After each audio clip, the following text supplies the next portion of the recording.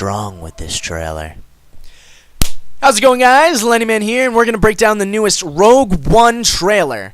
I personally loved everything about this trailer. There's so much to talk about, so let's get into it. First off, as soon as the trailer starts, we are introduced to our protagonist, Jean Asso. I hope I'm saying that right. And as the trailer goes on, we're introduced to a whole other array of supporting cast members, which I think look beautiful. But it's very easy to tell throughout the trailer, which I love, is the rebels are in their infancy, which we see obviously in, for the most part, in Episode 4. But the Empire controls everything. You can't go anywhere without seeing the Empire being oppressed. What I love about this movie that I'm honestly just so pumped is I honestly think we didn't see enough of in the original trilogy the oppression that the Empire actually put on regular everyday people. I think we're really going to see just how influential the Empire was in everyday life in Star Wars, in, you know, all the towns and planets, because they had everything. They had a tight hold on everything, which we've never really seen before. And it's clear, or I hope it is, that the new movie is going to be very gritty. It's going to be like nothing we've seen before. The Empire is going to be everywhere. We're going to see some obviously, like I said before, oppression. We're going to see just how evil the Empire was, because for the most part, you didn't see that much of the Empire in the original trilogy. Well, you obviously saw the main battles and stuff like that, but you didn't really see them, not torturing people. Well, we might see some torture from if you notice those rebel pilots in the trailer, but I'm very excited. It's gonna be very dark, very gritty. Definitely gonna be some death. I have no doubt about that. Well, there always is, but you get where I'm coming from. Some like really dramatic moments where a lot of major protagonists or major members in the movie are gonna be, just taken out. But, yeah, down to the people we've seen in the trailer and who we may be seeing in the trailer. First off, Mon Mothma. She's a senator, or she was. I don't know if she still is. But she was a very influential member of the rebellion. I'm not so sure if she came to power in the New Republic. I'm not very caught up on my EU knowledge, at least in some areas, at least. Not down to the minute details in some aspects. But I actually really like her character. She's like that math teacher, or that history teacher you had in school that was just like, okay, class, this is what we're doing today. Hey, stop talking. No. Jimmy, stop. Rude.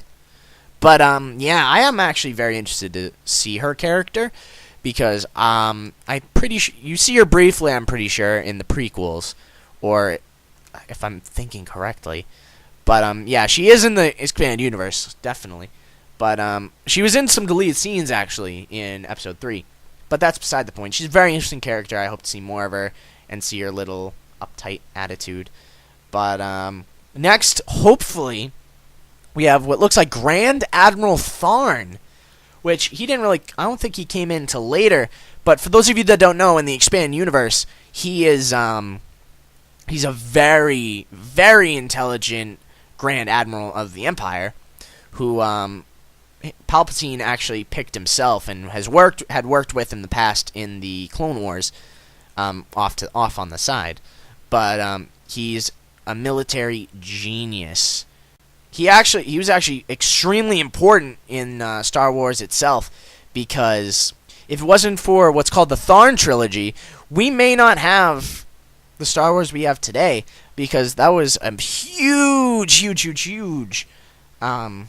trilogy back in, I'm pretty sure, the late 80s or 90s that really revitalized Star Wars and really kicked off a lot of the expanded universe. But because he brought together all the Imperial factions to try and attack the New Republic. But overall, he's I love him to death. I don't know as much as I should about him, but I'm planning on reading more into him. But he's actually blue in the expanded universe, so this guy is not. He actually could be Tarkin, but I don't think he looks the part. But that may just be me. But hopefully we're seeing either Admiral Tharn or somebody based on Admiral Tharn, which I am totally ready for. I'm so ready. But next, which I've been saving up, and as this video's went on, I am so pumped if this is the case. I will cry if it's in the movie. Are we seeing Starkiller? It was only for a second, but we see a black hooded figure that clearly is not Vader leaning in front of a white tube with 2 Imperial guards off to the side, which personally, because it doesn't look like it's a hologram or anything for the Emperor, or I don't think the Emperor would be in there. I honestly think we're seeing either Starkiller or the evil clone of Starkiller. For those of you that don't know, there's 2 games called The Force Unleashed, 3 if you count that extra expanded one. It was canon for a while and then was eventually taken out of canon. Basically, Starkiller was Darth Vader's secret apprentice, who he eventually started the rebellion because he became good and organized a lot of the the Emperor's enemies, which was technically Vader's doing, but you'd have to play the games to understand them. Actually died. He died defending a lot of the rebel leaders. So what I think could happen is Starkiller's body is actually in that white tube, because in the second Force Unleashed, Vader tried to clone Starkiller because he was just so powerful that he kept cloning and cloning. He eventually got one, but he turned out to be good, and that caused a whole mess. But if you choose the dark side ending of the Force Unleashed 2, an evil clone of Starkiller shows up and kills the Starkiller clone, and eventually goes off in search of rebel leaders. But could we be seeing Starkiller or I'm sorry, I burped a little, or the Starkiller's clone? Because what I think could be is the Starkiller clone is actually the one that's kneeling in front of that tube, and Starkiller's body is in there because they held on to his body for genetic material to clone him. But I could be wrong. It could be an Inquisitor. It could be just an assassin. It could even be the Emperor for all I know. I doubt it. But there's a lot of things he could be. Let me know in the comments down below what you think that hooded figure is. And second of all, will we see Vader? Because at the end of the trailer, we hear Vader's signature breathing and, of course, that sexy song, little bit of that.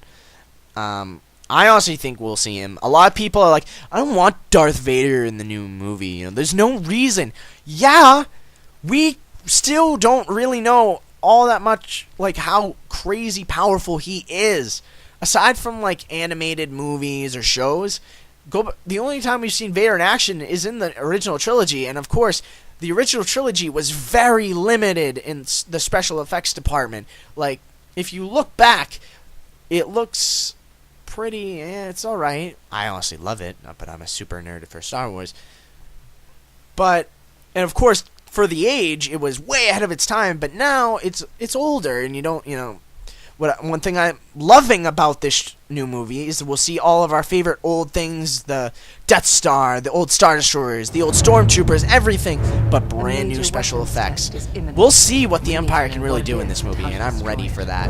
And I also want to see Vader in action, and my ideal ending, which, the Rebels in Rogue One, the team that they've seemed to assemble, could be fine. They could just fade into the ranks of the rebellion, or they could go off and do their own thing. They might be a one-time thing, because it does look like when they're talking to Jean in the trailer, it seems like they picked her off the street, or they picked her up and like, we don't like the Empire either, and we've seen your skills, come work for us. Or they could have dirt on her and be like, hey, you help us, we'll help you, or we won't hurt you. It definitely seems like when they're talking to her, they're not talking to her like a comrade. They're talking to her like, we don't like you, but we need you. And it would be intelligent to pick off someone off the street, because they'll have no ties to the rebellion. They'll just be someone you hired or someone you have running a mission for you. But back to what I was saying about my ideal ending, I would love it if Vader and the all those Imperial soldiers, or just Vader. Oh, jeez, I can't stop burping, jeez.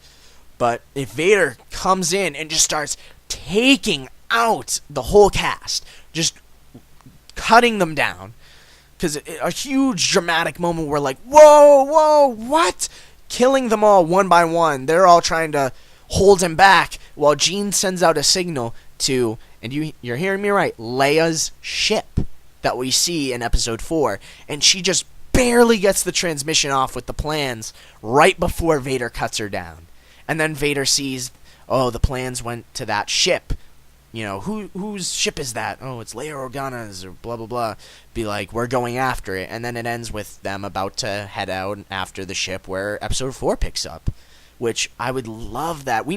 I want to see a lot darker stuff in Star Wars. It's a very light franchise, but every once in a while, I want to see things get dark. Because it's a very big change, and you're never expecting it. And, you know, it brings more variety to the series, which this movie is definitely going to show off. And lastly, do you think Jean will become an Inquisitor, or will turn tail and become a Imperial assassin?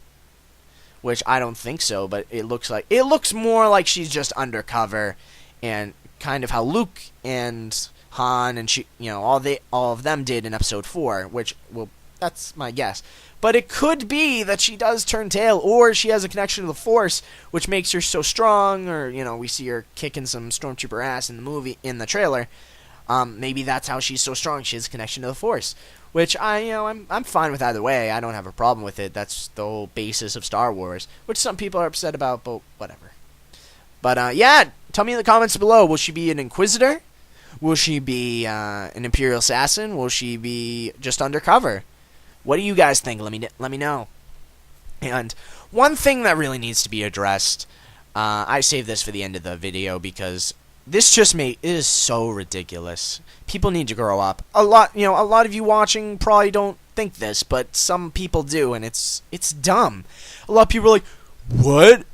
There's another female lead? What the hell? They're promoting feminism, the stupid liberals, blah blah blah, pushing their agenda. Now it's all women are getting too powerful and they're, taking over Star Wars." Grow up.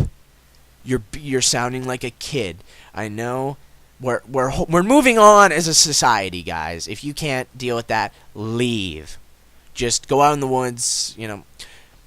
This isn't your boys only stupid clubhouse in your mom's backyard. Chill out. And it's not always about promoting that. A lot of people were mad that Finn was black. He was a black stormtrooper. They're mad that females are in lead roles, that there's going to be a homosexual relationship in the new Star Wars. Chill. It's not affecting you. And even if you say, yeah, it is because they're in Star Wars movie and I love Star Wars, it's just a character choice. All 6 movies before now were following Luke and Anakin in them. They had some female, some powerful female, backups and stuff. But look, I think Rey and Jean look beautiful. They're beautiful women. But, in their roles, they look good. They are a smart choice. Some people, sometimes you put a male lead because that fits. Other times you put a female lead because that fits. It's not to promote any stupid agenda. And even if it is, so what? Females don't get a lot of time in the spotlight anyway. What's the matter with them having some time? Plus, a lot of people are saying that I heard some stupid guy in the comment section of the trailer saying how men look weak in this movie or in the new movies. What are you on? Did you not see that ninja guy beating up some stormtroopers in town? I'm pretty sure he actually made himself look blind as he was waving around that stick, which I always thought was cool in a character. But really, grow up. The men are still badasses. Women are badasses too. We're all people. We are people. Give me one good reason why they can't be the people they are. Some people were saying that there's no way she'd be able to fend off so many male attackers, referring to the stormtroopers in the trailer. She has weapons, and if you've been on your own for a while, you've had to learn how to fight. Like some really strong women exist. You know, look at the UFC, look at, you know, fighting tournaments. I've met some tough chicks that I would not want to mess with. Not saying they'd beat me up or I'd beat them up, but they're tough. Women can be tough. Yes, biologically, most women are built not as strong as men, but they can still be really freaking tough. And men can be really freaking weak. But I'm rambling. Basically, grow up. Grow up, please. But anyway, there was a lot to talk about in that trailer. I am pumped to see all the old stuff we loved about Star Wars revamped with new effects, all these wonderful new characters rolling in, all of our old favorites, or stuff, or people we may know, or versions of people we may know. But drop some comments down below, letting me know what you think about the trailer, what you think if we're gonna see Vader, Admiral Tharn, Starkiller, any of those. You know, let me know what you think. But until next time, I'll see you guys later. May the Force be with you. Leniman out.